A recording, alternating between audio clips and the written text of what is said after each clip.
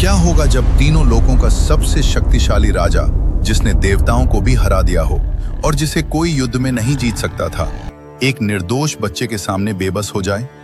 एक ऐसा दानव जिसे मारना असंभव था, और एक ऐसा वरदान जिसने पूरे ब्रह्मांड को सिर्फ 3 कदमों में नाप लिया। ये कहानी सिर्फ एक अवतार की नहीं, बल्कि ब्रह्मांड के इतिहास के सबसे बड़े मोड़ की है। अहंकार के टूटने की और एक ऐसे रहस्य की जो आज भी हमें विस्मित करता है। जानिए कैसे एक छोटे से वामन ने पलक झपकते ही पूरी सृष्टि का रूप बदल दिया और ब्रह्मांड के सबसे शक्तिशाली राजा को उसकी ही धरती पर धूल चटा दी। क्या आप ये जानने के लिए तैयार हैं कि कैसे जमीन के सिर्फ 3 टुकड़ों ने स्वर्ग और धरती को हिला दिया? कहानी की शुरुआत एक ऐसे समय से होती है जब ब्रह्मांड का संतुलन पूरी तरह से टूट चुका था। प्रहलाद का पोता महाबली राजा बलि इतना शक्तिशाली हो चुका था कि इंद्र का सिंहासन भी उसके सामने कांपने लगा। बलि क्रूर नहीं था, बल्कि वह एक परम भक्त और दानी राजा था। लेकिन उसकी शक्ति और उसके अहंकार ने ब्रह्मांड की व्यवस्था को चुनौती दे दी थी। देवताओं को स्वर्ग से निकाल दिया गया। तीनों लोग बलि के अधीन थे। सृष्टि त्राही त्राही कर रही थी। बलि के बढ़ते प्रभाव को रोकने और ब्रह्मांड के संतुलन को बहाल करने के लिए भगवान विष्णु ने मां अदिति के गर्भ से जन्म लिया। जब राजा बलि नर्मदा नदी के तट पर एक विशाल अश्वमेध यज्ञ कर रहा था, तब विष्णु ने वामन, एक छोटे ब्राह्मण बालक का रूप धारण किया। नर्मदा तट के महायज्ञ में वामन पहुंचे। उनकी दिव्य आभा ने सबको मोहित कर लिया। वहां जो भी आता खाली हाथ नहीं जाता। बलि का अहंकार अपने चरम पर था। उसे लगता था कि इस दुनिया में ऐसी कोई वस्तु नहीं जो वह दान में न दे सके।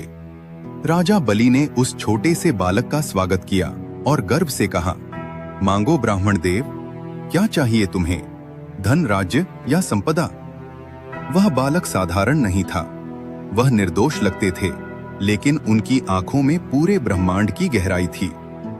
वामन ने मुस्कुराते हुए राजा बलि की तरफ देखा, एक ऐसी मुस्कान जिसमें भविष्य का बहुत बड़ा खेल छिपा था। वामन ने कहा, राजन, मुझे ना राज्य चाहिए ना धन, मुझे तो बस अपने छोटे छोटे कदमों से नापी हुई 3 पग भूमि चाहिए। बलि यह सुनकर जोर से हंसा। सिर्फ 3 पग? यह तो एक मजाक था।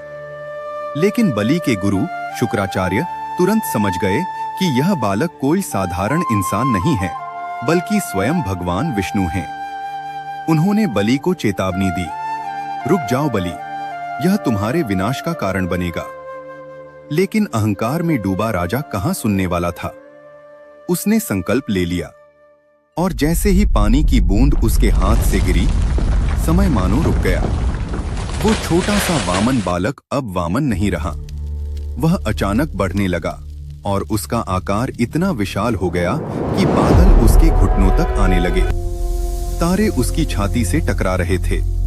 वह त्रिविक्रम बन चुके थे। उनके पहले कदम ने पूरी पृथ्वी और पाताल को नाप लिया।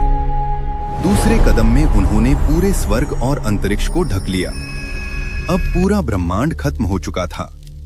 सब कुछ विष्णु के कदमों में था। वामन ने अपनी गूंजती हुई आवाज में पूछा, कदमों में मैंने तुम्हारे तीनों लोक नाप लिए। अब बताओ, मैं अपना तीसरा कदम कहां रखूं? यह क्षण नाटक का चरम था। महाबली के पास अपने अहंकार के अलावा कुछ नहीं बचा था। आत्मसमर्पण के अंतिम कार्य में उसने अपना सिर झुका दिया। उसने अपने दोनों हाथ जोड़े, सिर झुकाया और कहा, प्रभु, मेरी संपत्ति चली गई, लेकिन मैं तो अभी भी हूं। अपना तीसरा कदम मेरे सिर पर रखिए। वामन ने अपना कदम रखा, बलि को सुतल लोक में भेज दिया।